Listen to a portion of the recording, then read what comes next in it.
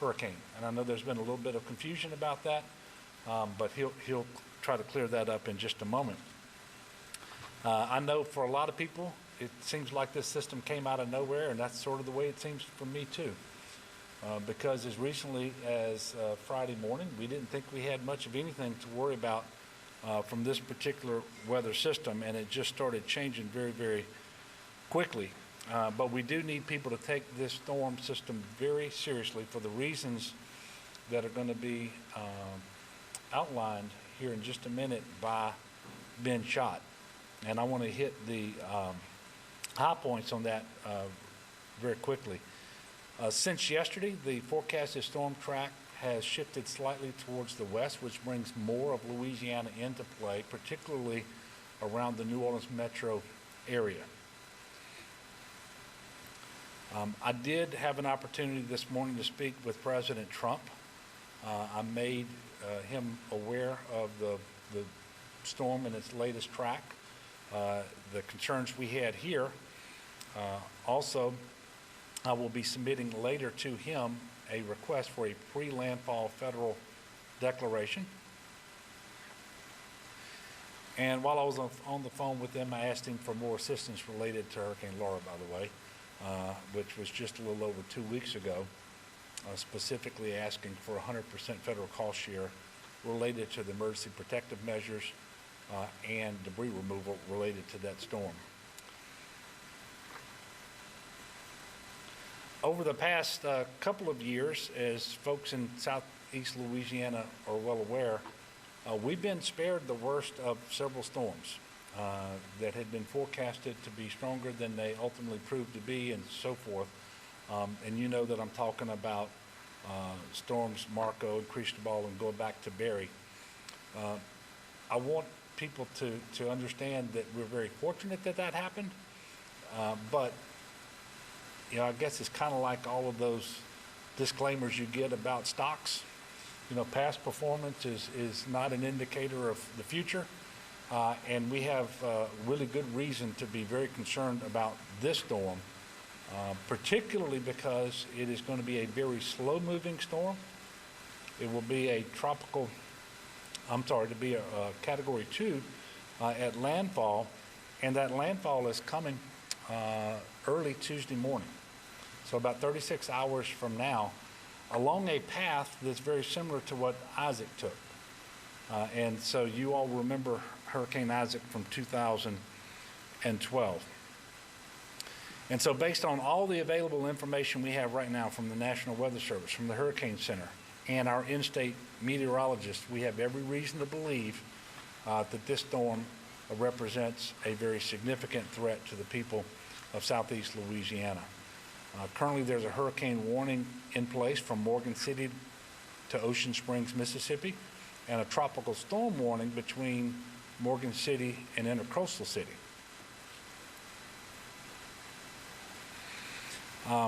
We only have to go back a couple of weeks to a storm that moved from a tropical storm force to a strong Category 4 in 36 hours.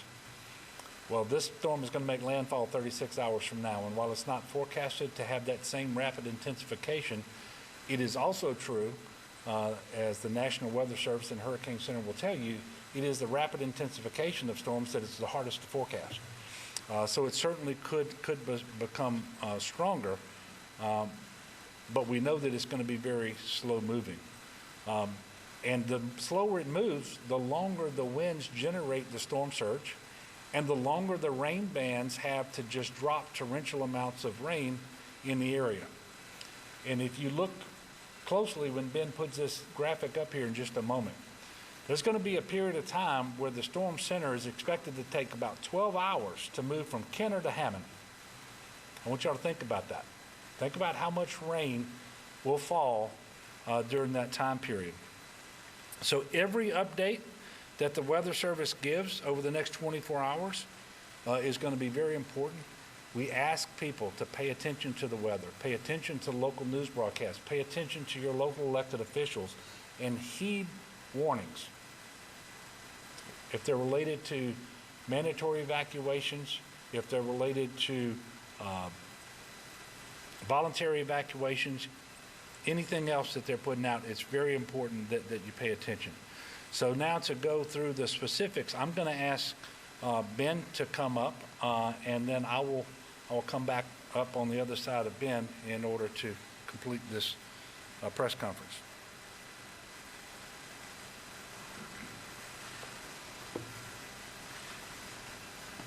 Good afternoon, everyone. My name is Benjamin Schott. I'm the meteorologist in charge of the National Weather Service office in New Orleans.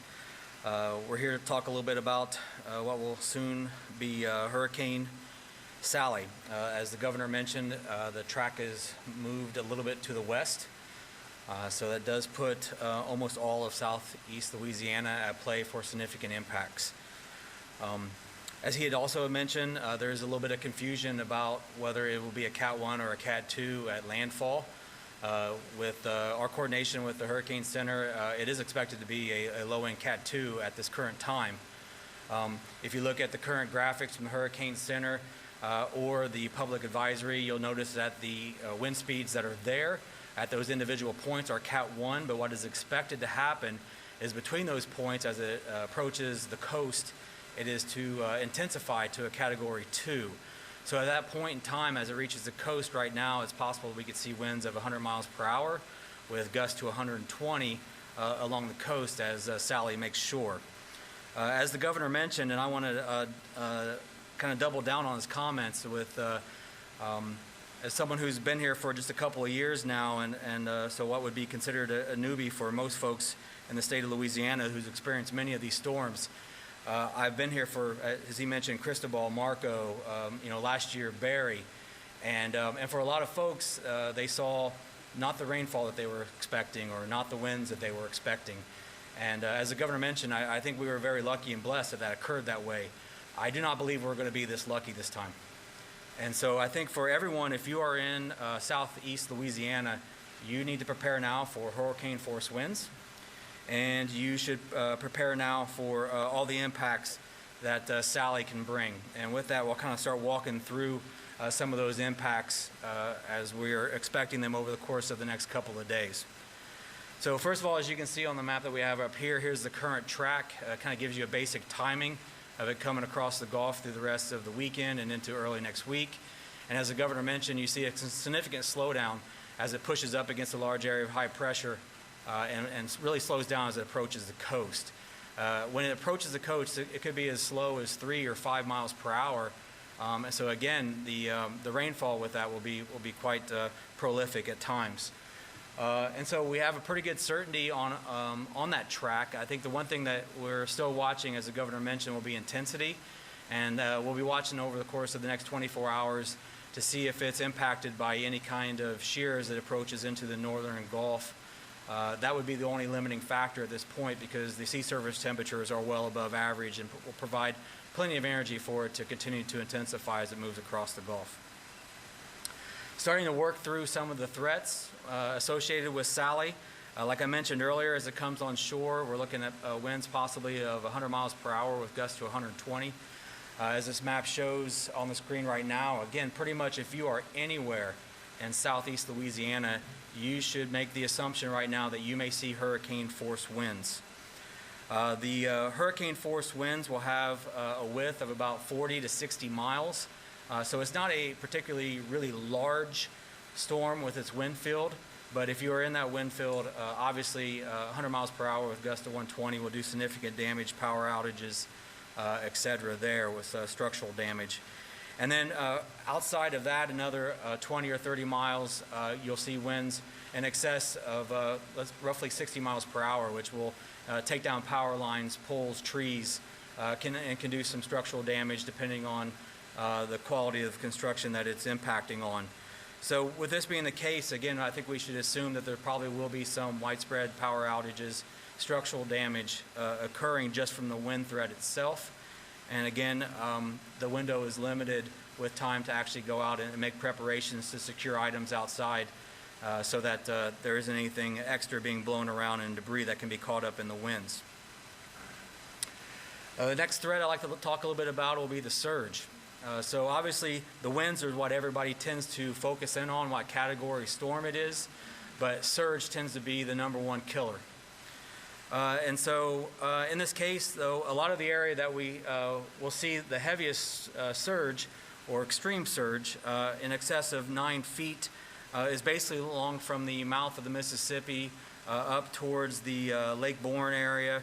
And so in that area, again, 7 to 11 feet, there'll be areas that I'll see more than 9 feet possible. And if this were to intensify just a little bit more, that could come up. The slowness of the movement actually helps increase the surge, and that will be something that we'll also be paying attention if it were to slow down a little bit as it's coming on shore. The track means almost everything when it comes to storm surge. So any wobbles in the track can shift this 20, 30 miles. And a recent example is what we saw with Laura, where thankfully, or not so much thankfully, I guess, for some folks, like over towards Grand Chenier, they saw the 15 to 18 feet, but the largest didn't work its way up into Lake Charles with it. So this is something where it'll be very track dependent, and we'll keep an eye on that, because whether it makes landfall continues to show that it will make it to the west or east of the mouth will have a huge impact on these numbers. But with the current forecast, this is what we're looking for right now. And again, you can see the impacts from the surge extend far away from the actual center of the storm. And so for folks, just as long as you're not, you don't have to be along the track to see the most damaging surge.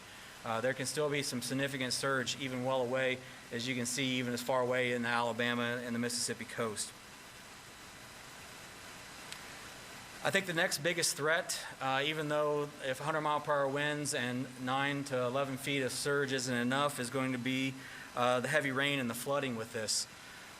There's been coordination with our folks at the Weather Prediction Center to start to ramp up some of the precipitation totals here.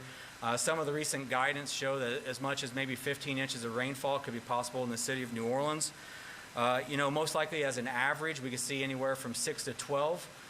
Areas that get under the most heaviest rainfall bands could be measuring rainfall in feet. It would not be that unheard of. I think after the fact, we look back at this event that we don't see some places that are measuring rainfall anywhere from 24 to 30 inches. It's all going to be about again the speed of it coming on shore and where those bands set up. And so it's something that we can't tell you exactly where that's going to happen right now. But again, if you're in southeast Louisiana, especially if you're anywhere, whether it be on the North Shore or in New Orleans proper, or anywhere in that area, I think you need to go ahead and think about hunkering down and not trying to drive through those rains, because the flooding is also a huge killer when it comes to these events. People trying to move about when you can't see how much water is around. So again, the flash flood watch is out. And you do notice it extends now as far west as the Baton Rouge area. So though I've made a lot of references to southeast Louisiana and New Orleans, I want people, even in Baton Rouge, to kind of keep an eye on this, because you could still get under some of those heavy rain bands. You could have the flooding issues. And if for some reason it does jog another 20, 30 miles, even a little bit more to the west, you're at play for some pretty significant winds. So all of us need to take those precautions now. We need to make sure that we are doing what we need to do to protect ourselves, our family, and our property. And the window, again, as the governor mentioned, is short. And with that, I'll wrap up my discussion. Thank you.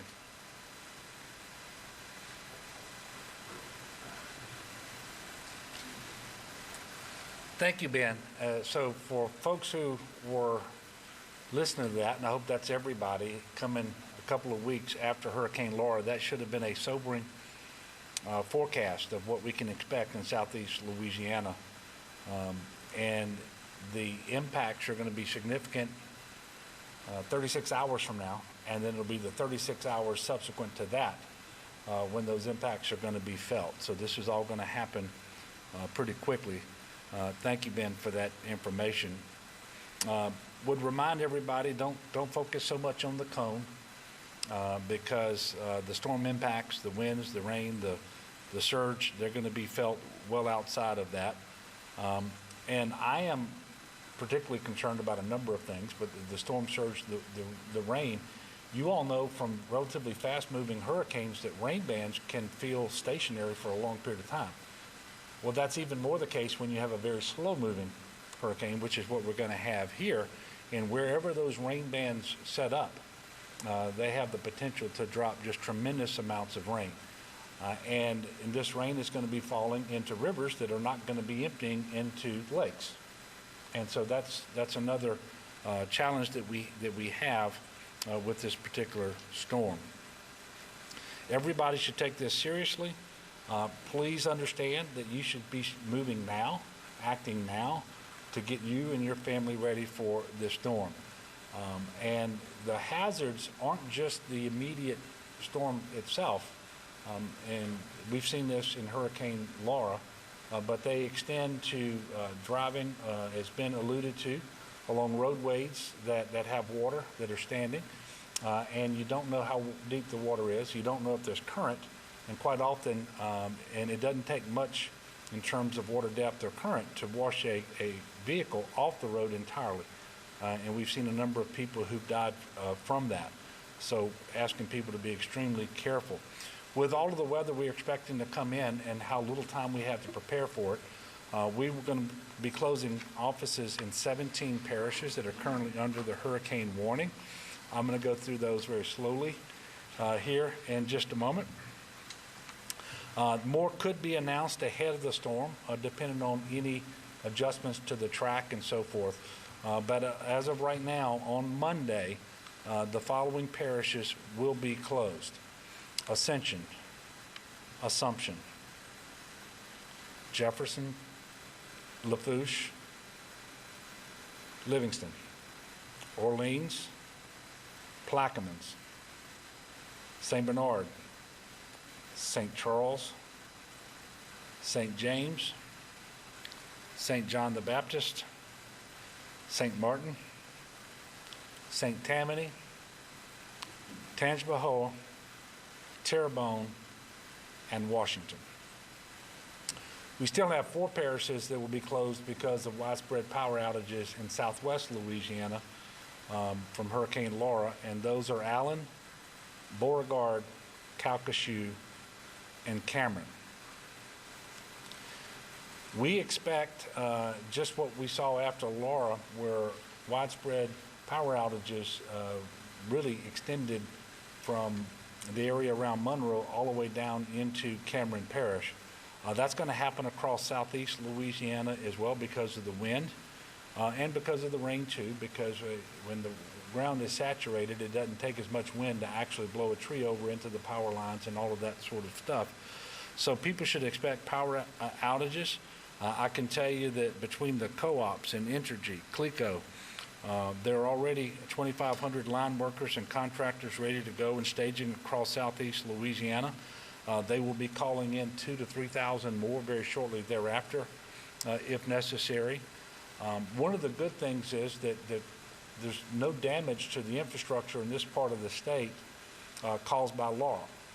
And so they're in a better position to going into the storm. The 2 co-ops in the area, Southeast Louisiana Electric Cooperative Association and the Washington St. Tammany Electric Cooperative, have already sent crews out to Beauregard Electric and Jefferson Davis. They've actually called those crews back, and they've also arranged to have at least 100 more workers using their mutual assistance agreements with other co-ops in the state of Louisiana, but also nearby states. As you can imagine, Entergy and CLECO both have had large numbers of utility workers in southwest Louisiana. They're having to remain there now for safety and for staging, but as soon as they're able, they'll be moving the necessary crews into southeast Louisiana while continuing to work on the restoration of power in southwest Louisiana. But these crews for Entergy and CLECO would likely include another 2,000 to 3,000 workers coming to the southeast part of the state after the storm passes, and it's safe to get those crews in there and start working. You know, we heard this after Laura, so I guess as a preemptive strike, I will say that there aren't any executive orders or COVID regulations in place that prevent line workers from coming in from out of state. That didn't happen for Laura. It's not going to happen now. And in fact, we're already staging these crews. We've already pre-positioned lots of assets around southeast Louisiana, including high water vehicles, boats, crews, generators, pumps, sandbags, large sandbags, and we're currently responding to requests that we get from the various parishes. One of the things that is assisting us is that a couple of weeks ago we prepared for Hurricane Marco that didn't happen in the way that we had thought, but much of those preparations have already been made and they were left in place, whether they were sandbagging low points of levees or putting in place generators and pumps in order to be able to quickly dewater. Much of that remained in place, and we're moving more assets to southeast Louisiana now. Specifically, the CPRA is pre-positioning flood fighting assets and facilitating requests for pumps in Plaquemine, St. John, St. Bernard parishes, as well as in Jefferson Parish and Grand Isle. In the greater New Orleans area, starting today, the East Bank Flood Authority will be closing the entire perimeter of the hurricane risk reduction system, with the exception of the Mississippi River floodgates within that system. And the reason is the Mississippi River is very low right now, thankfully so. It doesn't pose the same kind of challenges last year when we saw Barry coming into Louisiana. The West Bank Flood Authority will also be closing all gates within the system with the exception of the floodgates along the Mississippi River. Taking into account this storm's similarities in track and strength and so forth to Hurricane Isaac, the CPRA will be focused on areas in the river parishes and along the North Shore to ensure flood fighting assets are deployed there in a timely manner, and not just the CPRA. You're going to see the National Guard there, the Wildlife and Fisheries, you're going to see the Fire Marshal's Office, all pre-positioned there. Anytime there's a hurricane headed towards southeast Louisiana, we obviously pay special attention to communities like Grand Isle and Lafitte, and so we're working with Mayor Carmondale and Mayor Kerner in those areas to deploy and pre-position flood fighting equipment in those locations. St. John the Baptist Parish, St. Charles Parish are obvious challenging areas too if this storm does what we expect it to do and pushes in through Lake Bourne, Lake Pontchartrain, and Lake Maurepas. We remember low-lying areas in those parishes were flooded as a result of Hurricane Isaac and the storm surge, exacerbated obviously by the rain as well. The National Guard continues to provide logistical and security support and cooperation with civilian authorities to mitigate the effects of Hurricane Laura and to prepare for Hurricane Sally.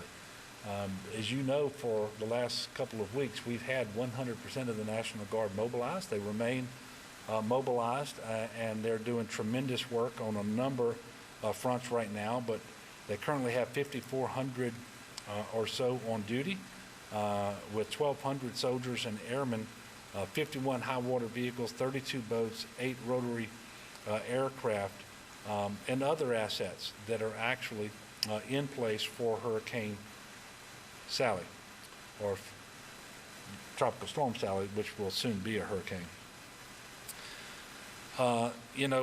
We're obviously concerned about all of the evacuees from southwest Louisiana who are in southeast Louisiana in the New Orleans hotels.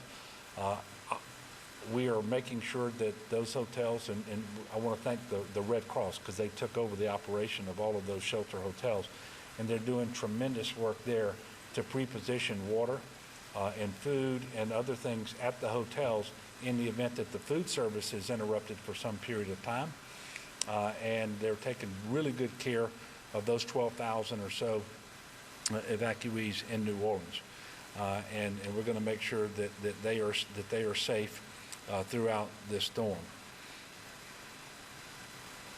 And I can only imagine how frustrating this has to be for those individuals from southwest Louisiana who moved over there because of Laura, and now they're being targeted by Sally. You should know there are no plans to evacuate these Laura evacuees, but the precautions are in place, and if necessary, we can quickly move them after the storm. But this storm right now is not forecasted to be the strength that would require us to evacuate out of New Orleans. Secondly, we have this COVID environment. We don't have the hotel rooms available elsewhere in the state, and so if we move them In all likelihood, they would move to a congregate shelter, which is not what we want to do, and we don't believe that evacuation is necessary. But we will be making sure their needs are met at the hotels, and if it should become necessary after the storm passes, we will quickly move those individuals. I want to continue to thank Mayor Cantrell and her team. They have been fantastic in helping us to work with these evacuees and make sure that they're well cared for.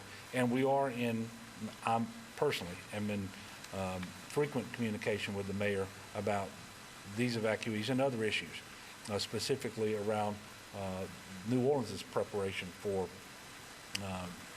this hurricane. And she told me yesterday she had already ordered the evacuation out of low-lying areas that are outside of the risk reduction system there for New Orleans. We're aware of at least one nursing home that is already evacuating, and others are considering doing so. We know that the time is short, so these decisions about evacuations are going to have to be made very quickly so that they can be implemented before tropical storm force winds actually start impacting the area. We also have 3 jails that have already been evacuated, 1,200 inmates total, Plaquemines, St. Bernard, and Terrebonne parishes. And you may remember it was just a couple of weeks ago that these same inmates were evacuating in advance of Marco.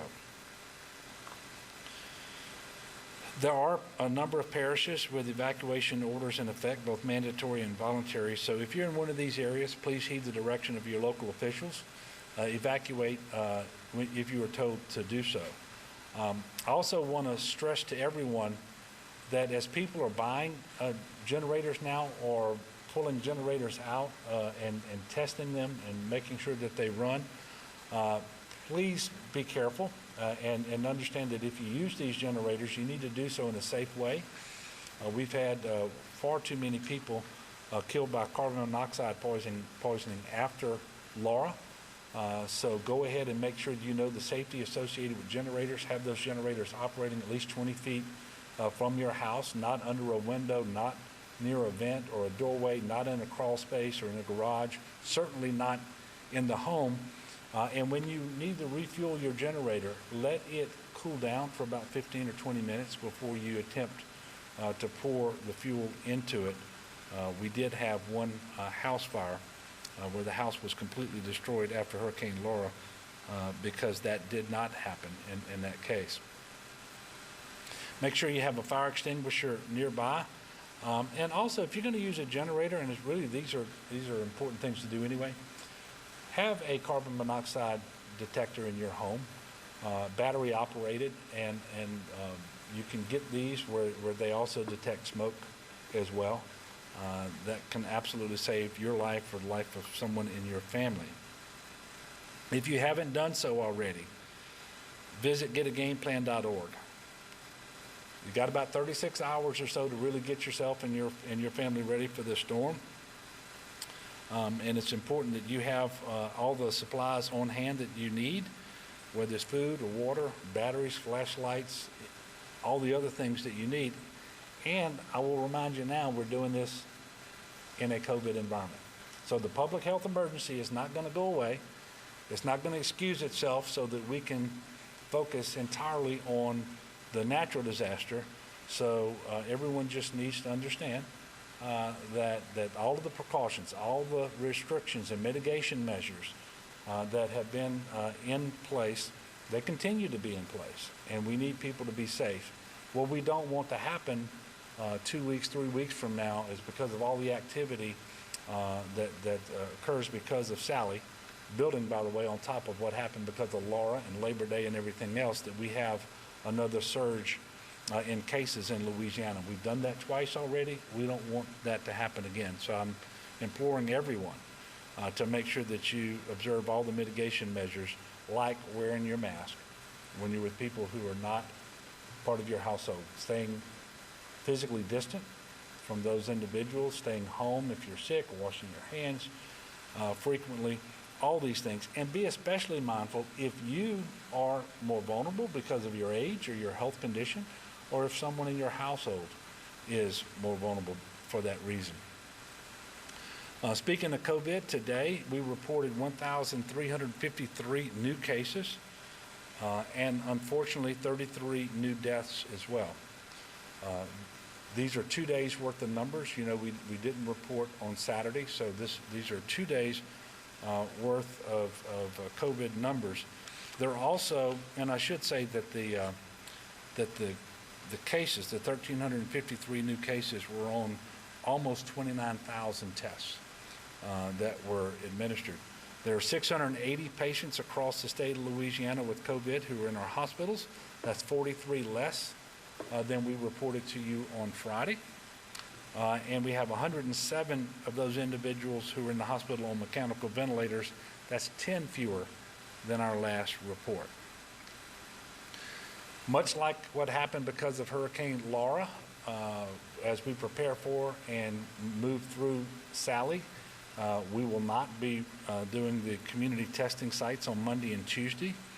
We may have to pause for an additional day on Wednesday.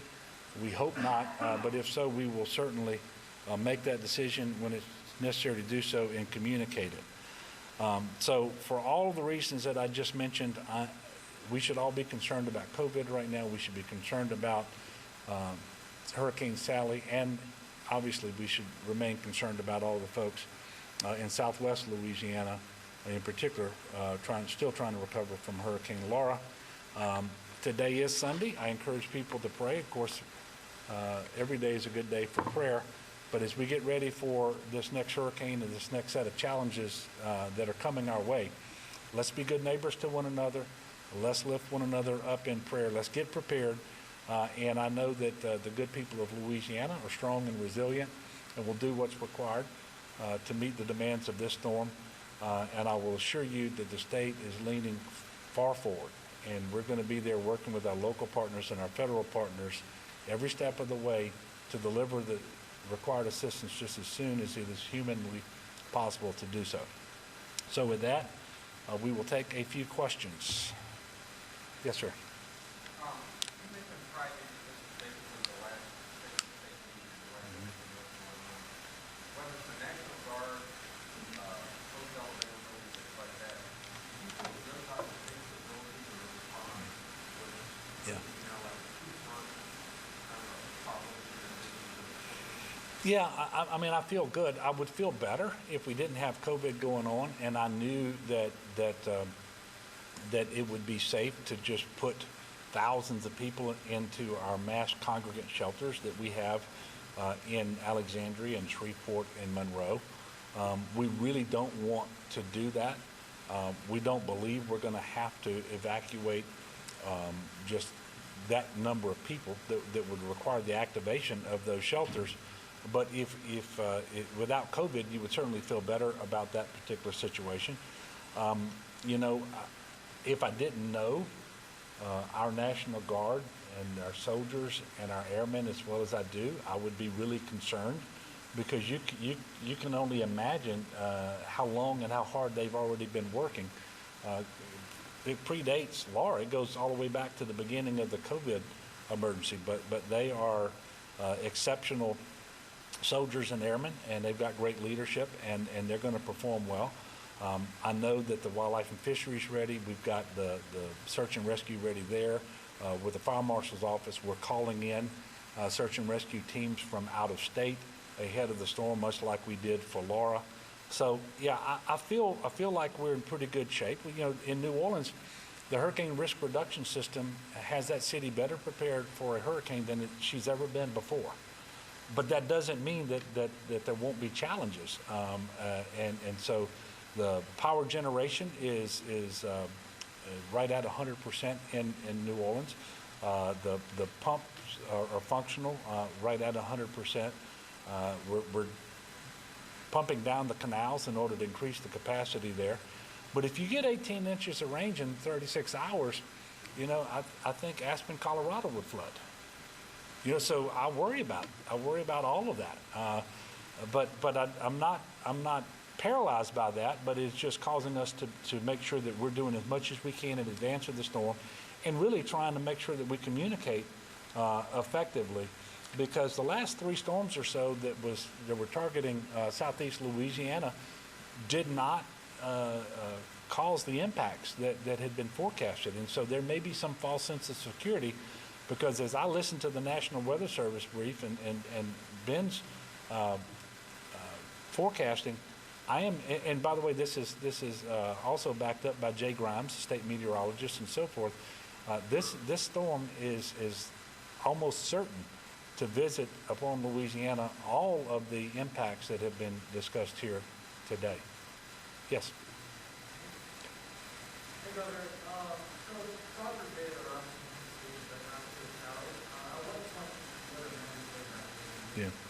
Well, we wouldn't do a mandatory evacuation until the storm is going to be forecasted to actually come in as a 3.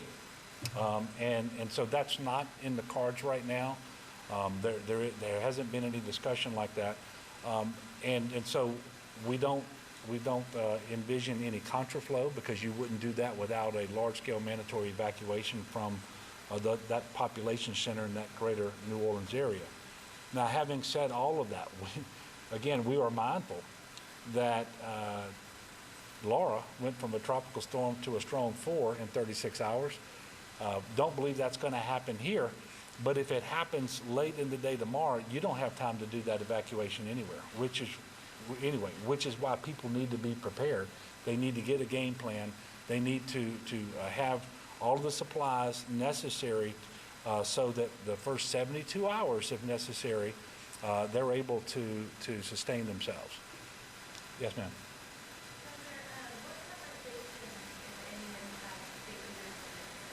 Yeah. Yeah, so I have not. One of the calls that I intend to make later today will be with Governor Reeves of Mississippi, but I can tell you that our GOSEP here has been talking to their equivalent to Mississippi, and our state agency leaders are talking. So whether it's the state police or Department of Transportation, you name it. So those conversations have been taking place. And of course, the coordination is greatly, that's necessary is greatly reduced if you're not going to do contraflow, and if you're not going to be doing large-scale mandatory evacuations where you know much of southeast Louisiana is going to go into Mississippi, whether it's across the Gulf Coast or up into Jackson or other areas. But we don't envision that happening right now. And quite frankly, if someone is going to be leaving Louisiana, they shouldn't be going to the Gulf Coast of Mississippi, because the hurricane warning extends all the way over to Ocean Springs. And so if you want to go into Mississippi, you really need to go to points much further north than that. Look, I want to thank you all for helping us to convey important information to the public. We need everybody to be paying attention to the storm, pay attention to the news that comes out of the TV and radio stations. Make sure that you're following the weather reports, anything that comes from your local elected officials, all very, very important. And let's take this one seriously, and be good neighbors. And again, let's make sure that we're praying for the best possible outcome here. We intend to have another press conference tomorrow, and that will happen we think at about 2 o'clock again, right here tomorrow. So thank you all. Have a good night. Let's get prepared. And thank you. So where's Abe? We had a mutual parting of the ways, which is a shame, really, because he was a wonderful companion. Until he went broke. Hey, that was entirely his fault. All he had to do was say no every once in a while. I hope he makes good use of those pearls.